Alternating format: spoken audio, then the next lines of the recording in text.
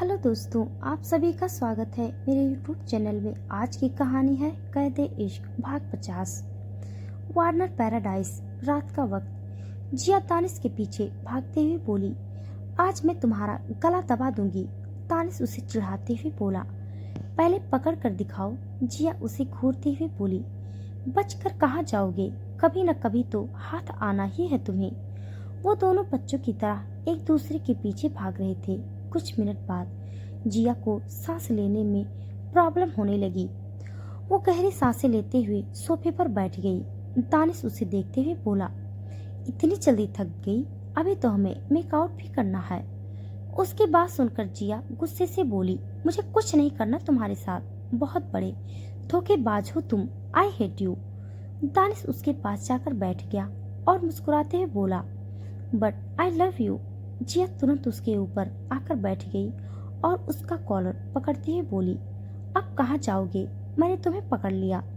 दानिश ने उसे कमर से पकड़ लिया और अपने बेहद करीब खींचते हुए बोला, लिटिल गर्ल, तुमने मुझे नहीं पकड़ा, मैंने तुम्हें पकड़ा है।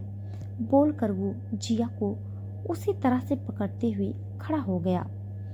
जिया ने जल्दी से अपने पैर उसकी कमर में रैप कर लिए। दानिश ने उसे बेड पर पटक दिया और अपनी शर्ट की बटन खोलते हुए बोला, तो शुरू करें। जिया चिढ़ते हुए बोली, मैंने कहा मुझे कुछ नहीं करना। दानिश ने अपनी शर्ट उतार कर नीचे फेंक दी और उसके ऊपर आते हुए बोला, क्या नहीं करना तुम्हें। जिया ने उसकी अपर बॉडी को देखते हुए अपनी थूक निकली और उसकी स्टील ब्लू आंखों में देखते हुए बोली, जो तुम्हारे दिमाग में चल रहा है। दानिश ने उसके दोनों हाथ पकड़ते हुए बेड पर प्रेस किए और उसकी उंगलियों से अपनी उंगलियां इंटरलॉक करते हुए बोला, तो बताओ क्या चल रहा है मेरे दिमाग में। बोलते हुए उसकी गर्म सांसें जिया के चेहरे को छू रही थी। जिया गहरी सांसें लेते हुए बोली, मुझे नींद आ रही है, और उसने अपना चेहरा दूसरी तरफ कर लिया। दानिश ने उसके गाल पर अपने होंठ रखे और धीरे से बोला, तुम्हारी नींद गायब हो जाएगी, उसके बाद हम एक और राउंड करेंगे। उसकी बातें सुनकर जिया का दिल जोरों से धड़कने लगा। उसने गहरी सांसें लेते हुए दानिश को देखा और ठीक उसी वक्त दानिश ने उसके होठों को कैप्चर कर लिया। कुछ ही पल में जिया की आंखें अपने आप ही बंद हो गई और वो खुद उसे किस करने लगी। अगले दिन जिया ड्रेसिंग टेबल के सामने खड़ी थी। उसे अंकिता के साथ बाहर जाना था, इसीलिए वो तैयार हो रही थी। तभी वॉशरूम का दरवाजा खुला और जिया की नजरें दानिश की तरफ चली गई। दानिश की कमर पर टॉवल रैप किया हुआ था और वो मिनी टॉवल से अपने बाल सुखा रहा था। उसे देखते ही जिया का मुंह बन गया। दानिश टेबल स्माइल करते हुए उसके पास आ गया और उसके गले को हल्के से टच करते हुए बोला, लिटिल गर्ल, ये निशान। जिया बीच में ही बोली, मुझे परेशान करने में बहुत मजा आ रहा है ना तुम्हें। दानिश ने उसे कमर से पकड़ते हुए अपने करीब खींच लिया और उसकी फॉरेस्ट ग्रीन आंखों में देखते हुए बोला, लिटिल गर्ल, मैंने सॉरी बोला, फिर भी तुम नाराज हो। यह दूसरी तरफ देखते हुए बोली, तुम सच में साइको हो। मुझे डराने के लिए तुमने इतना बड़ा ड्रामा किया। तुम्हें पता भी है उस वक्त मैं कितना डर गई थी। दानिश ने उसका चेहरा अपने हाथों में भर लिया और धीरे से बोला, आई सैड सॉरी। जिया बच्चों जैसा मुंह बनाते हुए बोली, मुझे तुम्हारी सॉरी नहीं चाहिए। तुम प्रॉमिस करो कि इसके बाद तुम मुझे डराओगी नहीं। दानिश मुस्कुराते हुए बोला, प्रॉमिस, कभी नहीं डराऊंगा। जिया ने उसे देखा और तुरंत उसके सीने से लग गई। दानिश उसे अपनी बाहों में भरते हुए बोला, वैसे कहाँ जाने की तैयारी हो रही है। जिया उससे अलग होकर बोली, मुझे पिज्जा खाना है, तो मैं अंकी के साथ बाहर जा रही हूँ। दानिश उसे देखते हुए बोला, सुबह सुबह पिज्जा कौन खाता है। जिया जल्दी से बोली, मैं खाती हूँ, अब तुम अपना लेक्चर शुरू मत करना।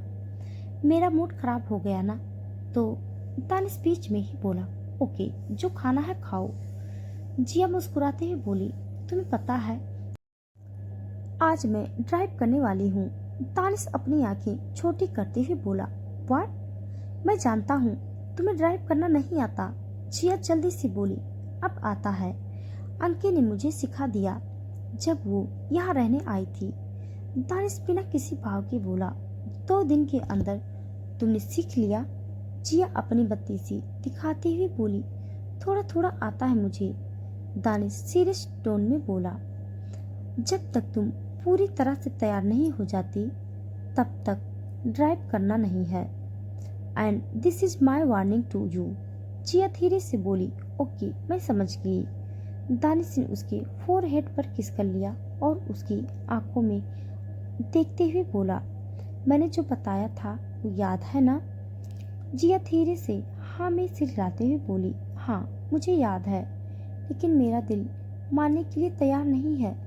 दानिश गहरी सांस लेकर बोला, ओके कोई बात नहीं, जल्द ही तुम्हें यकीन हो जाएगा। अब जल्दी से जाओ और सिक्योरिटी तुम्हारे पीछे ही रहेगी, तो डरने की कोई जरूरत नहीं है। जिया ने ओके कहा और कमरे से निकल गई।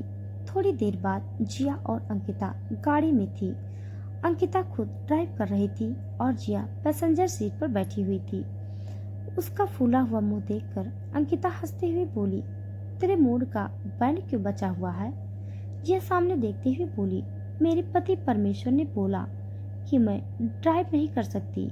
अंकिता जल्दी से बोली, तो सही कहा उन्होंने, तेरे पास लाइसेंस नहीं है और तू अभी लर्निंग फेज में है। जिया मुंह बनाते हुए बोली, हाँ तो क्या हुआ, मुझे आता है ड्राइव करना, तूने खुद सिखाया और देखा भी था ना। अंकिता कुछ बोलने ही वाली थी कि तभी पीछे से किसी ने उनकी गाड़ी को टक्कर मार दिया। अंकिता इसके लिए बिल्कुल भी तैयार नहीं थी और उनकी गाड़ी का बैलेंस बिगड़ गया। उनकी गाड़ी इस वक्त ब्रिज पर थी और बैलेंस बिगड़ने की वजह से गाड़ी एकदम से पलट गई। जिया और अंकिता को कुछ समझने का मौका ही नहीं मिला।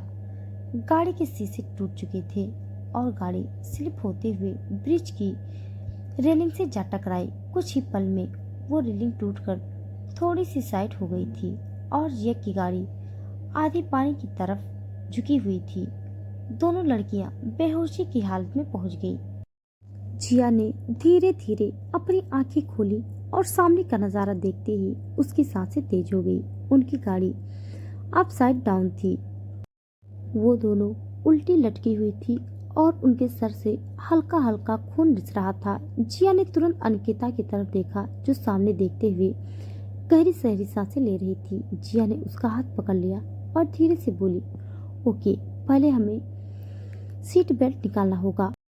अंकिता घबराते हुए बोली, क्या बोल रही है तू? हम पानी में गिर जाएंगे, तू जानती है मुझे पानी से कितना डर लगता है।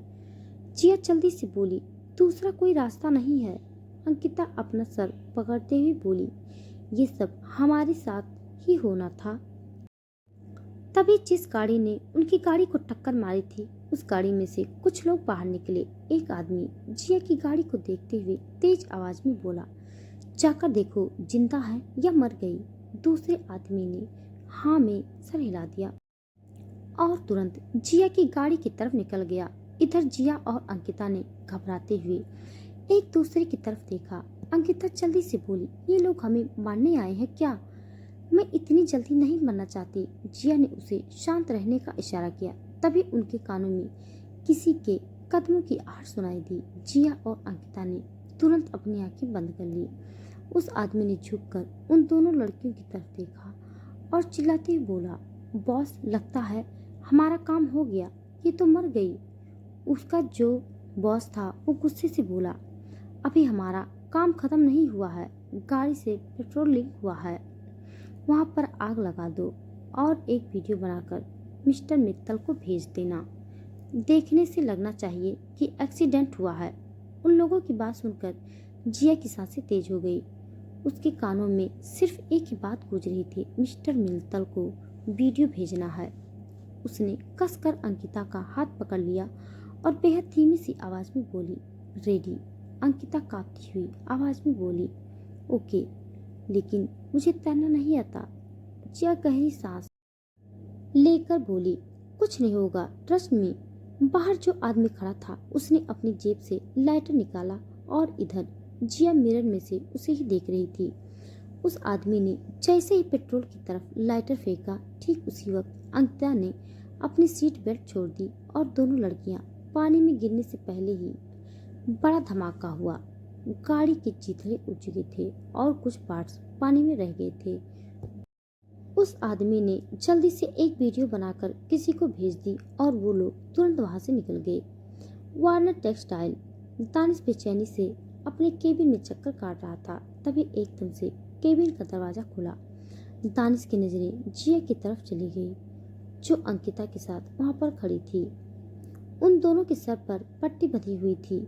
दानिश तुरंत उसके पास गया और उसे कसकर हक कर लिया। अंकिता तो अभी भी उस ब्लाट से उभरी भी नहीं थी। वो चुपचाप जाकर सोफे पर बैठ गई। जिया दानिश से अलग हो गई और उसकी स्टील ब्लू आंखों में देखती हुई बोली, तुम्हें कैसे पता था कि ये सब होने वाला है?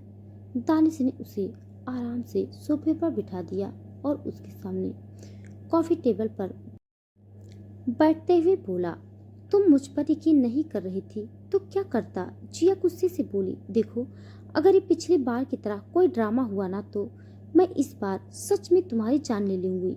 दानिश ने उसका हाथ अपने हाथ में लिया और उसकी आंखों में देखते हुए बोला, ये कोई ड्रामा नहीं है। इट वाज अ ट्रैप जो अखिलेश मित्तल ने तुम्हें मारने के लिए बनाया था। जिया उसे घूरते हुए बोली, मेरे पापा ऐसे क्यों करेंगे? मुझे वो मारने की कोशिश क्यों करेंगे? तभी दरवाजे की तरफ से आवाज आई, क्योंकि तुम उसकी बेटी नहीं हो। जिया ने तुरंत दरवाजे की तरफ देखते ही जिया जल्दी से उनके पास गई और उनके सीने से लगते हुए बोली, दादू आप कैसे हो? भाई ने बताया कि आपको हार्ट अटैक। धनराज जी बीच में बोले, कुछ नहीं हुआ मुझे, देखो तुम्हारे सामने खड़ा हूँ। बोलते हुए उन्होंने जिया को खुद से अलग किया। जिया उन्हें ऊपर से नीचे तक देखते हुए बोली, आप ठीक है? लेकिन धनराज जी बीच में उसकी बात काटते हुए बोली, कोई लेकिन वेकिन नहीं, पहले तुम बैठो, मुझे तुमसे कुछ जरूरी बात करनी है। थोड़ी देर बाद वो दोनों सोफे पर बैठे हुए थे।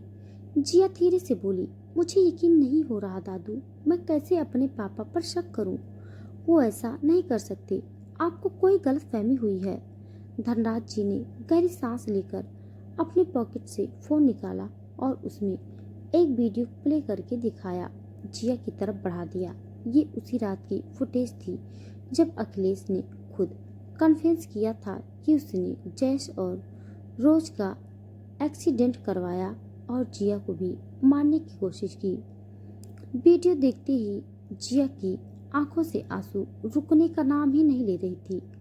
तो दोस्तों आज के लिए बस इतना। इसके आगे का भाग जानने के लिए आप सब मेरे साथ बने रहिए। हमारी कहानी आप सबको कैसी लग रही है कमेंट बॉक्स में जरूर बताइएगा। तब तक के लिए धन्यवाद।